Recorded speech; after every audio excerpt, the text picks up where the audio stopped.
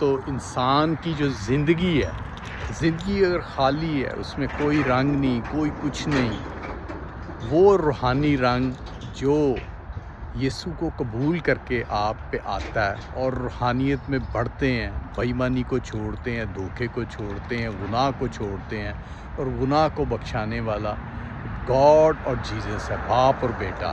اب جب اس کو قبول کر کے ایمانداری سے چلتے ہیں اور اسی ہی کے پیچھے ہوتے ہیں تو دوستو آپ زندگی کا تاج پاتے ہیں۔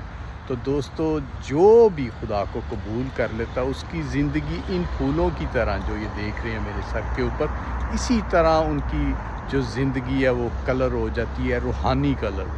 اور جو گناہ میں رہتا ہے تو دوستو وہ صرف دنیا کی چمک ہے، روحانیت میں وہ کالا پڑ جاتا ہے۔ گناہ کا جو رنگ ہے وہ کالا ہے، کیونکہ شیطان اندھیرے میں وار کرتا ہے، جو خدا کے کام ہے وہ روشنی کے ہیں، جیسے روشنی میں ہم کھڑے ہیں دن میں۔